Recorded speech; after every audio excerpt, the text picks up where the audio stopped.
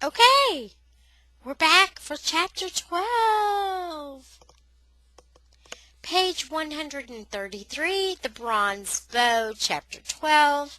If you would like to contact me in any way, I am at miztutor, miztutor, @gmail.com. So here we go. Page 133 in my book. Late one afternoon, a village boy came into the shop with a scythe to be mended.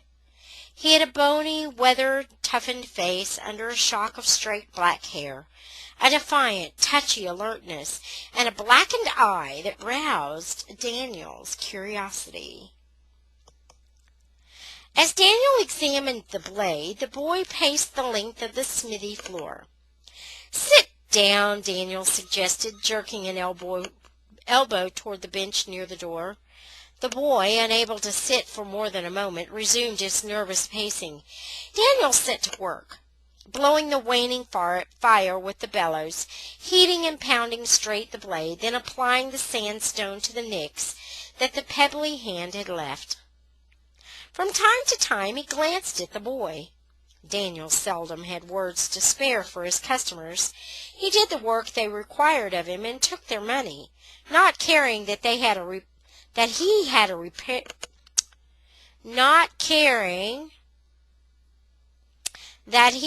reputation for being surly.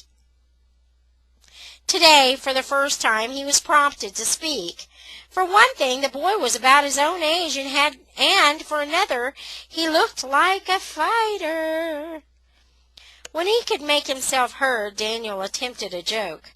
"Must have been quite a scrap you were in." There was no answering grin, but Daniel tried again. What did you give him in return?" There was a pause.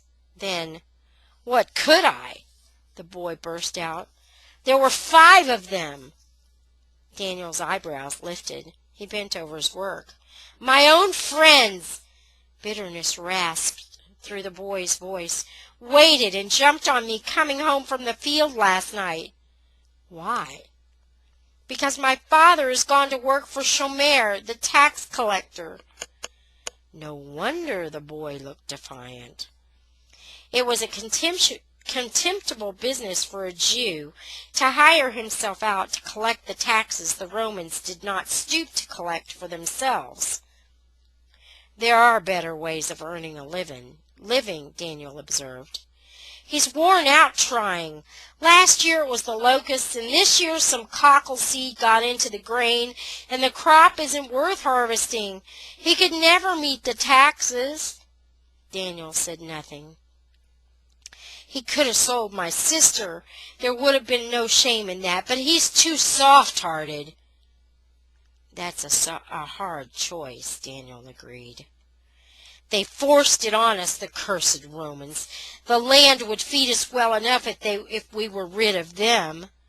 Daniel leaned closer to the stone and carefully ground out a slight roughness. "But it's not true what they said," the boy went on. "My father would never put 1 penny of the taxes in his own pocket." Daniel did not answer. A tax collector might start out honest enough, he reflected, but a man weak enough to take the job at all would find it hard to resist the easy pickings. He felt embarrassed. It was a bad thing for a boy to have to be ashamed of his own father. "I guess this will do," he said, rubbing his thumb along the blade. He knew the boy did not want his sympathy. The boy paid him and moved toward the door, hesitating. Daniel guessed the shrinking with which he looked out into the twilight street. "Any chance they'll be waiting again?" he asked. The boy shrugged, but his eyes looked sick.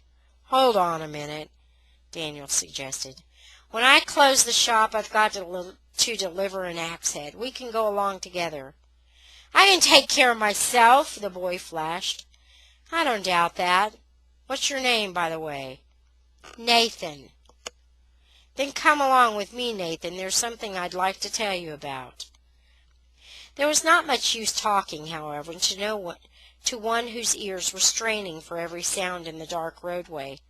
Daniel could almost feel the tensed muscles of the boy beside him, but he observed with approval that the nervous stride did not falter. He gave up any attempt to talk and walked on in silence, savoring with keen pleasure the thought of the coming attack. He had not realized how much he had missed this rising prickle of anticipation. The rush came quickly out of the darkness. 6 or 7, Daniel noted, even while his fist sent the first comer sprawling. With a shout of sheer enjoyment he caught 2 others, one with each hand. In the dark there was a shriek, "The blacksmith!" a frantic wrench, and the sound of tearing cloth, and one of his captives darted off in his tunic, leaving his cloak in Daniel's hand. The other, teeth rattling from a shake and a kick that would be remembered, stumbled after him. Then Daniel stood watching while his new friend dealt efficiently with 2 young attackers. "Not bad," he commented when the whole package slunk into the shadows. "You need to tighten your guard. Now that's over, you can pay attention to what I have to say. How would you like to use those fists of yours for a good purpose?" So Daniel won his first recruit in the village, Nathan, son of the new tax collector. As though Daniel's very eagerness had somehow acted as a signal between them, a few days later Yoel walked into the smithy, bringing with him a recruit of his own. "How did you know where to find me?" Daniel demanded, eyeing with curiosity the slender, scholarly boy who accompanied his friend. "I ran into your friend Simon," Yoel told him, after just the slightest hesitation. "He told me you were looking out for a shop. He suggested I come to see you." "A good thing," Daniel said. "I was wondering how I could get to Capernaum. There's business enough for 2 men here." He tried to sound matter-of-fact, but he could not keep the pride out of his voice. Yoel showed a flattering interest in the shop. He wandered about, picking up the tools, weighing bars of metal from one hand to another. He was impressed with the shining gleam of a newly finished blade. "I brought someone who wants to join with us," he said. "Camuel feels as we do." Daniel looked uncomfortably at the newcomer. The boy was plainly wealthy and used to having his own way. There was an edge of disdain in his voice and in his proud, handsome face. Yet there was something else, too. The new boy whirled suddenly round at him. "Do you mean to fight them?" he demanded. "Or are you playing a game? I came today to see if you are serious." "We are serious," said Daniel levelly. "What right have you to ask?" "Because I am tired of words," the boy answered. "Everywhere men talk and argue while Israel lies helpless at the feet of Rome. Where is our courage? Why does no one dare to step forth? If you mean to fight them, then I am with you, but I have no use for children's games." A feverish light burned in his dark eyes. He reminded Daniel of a panther, lean and dark and fiery, and his own fire leaped up to meet this boy's. He forgot his suspicion. "You're welcome here, Camuel," he said. "You'll find we're not playing a game." Yes, Yoel had chosen well. Strong arms and muscles were easy to find. A fiery spirit was not so common. Presently Nathan stopped by on his way home from the field, as he had formed a habit of doing. Already Nathan had lost his resentful air. At first awkward in the presence of the city boys, he soon surrendered to Yoel's friendliness. Daniel disconnected the bellows, banked the fire for the night, bolted the door, and the band of 4 held its first meeting. Certain of Simon's approval, Daniel offered the smithy as a gathering place. They agreed to meet on the 3rd day of each week. "If you want members," Nathan offered, "I could name you 10 here in our village who would give their right arms to join you." Daniel hesitated. "I've thought about that," he told them. I know there are plenty. If word went out tomorrow, half the village would probably be with us before the night. Some because they love Galilee or hate the Romans, and some just because they love a good fight. But would they lose heart? The trouble is we can't fight tomorrow. We've got to work slowly, and it may take a long time. How long? Kemuel demanded. We must be strong enough so that we cannot fail.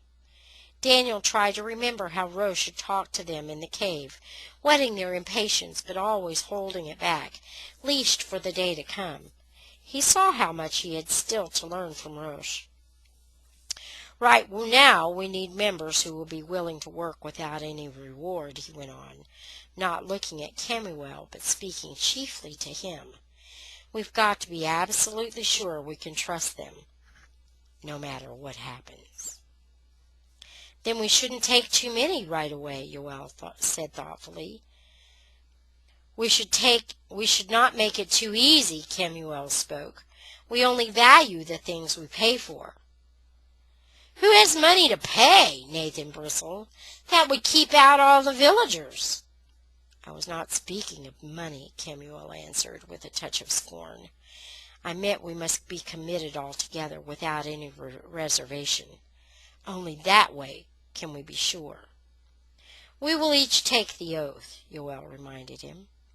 His friend was not satisfied.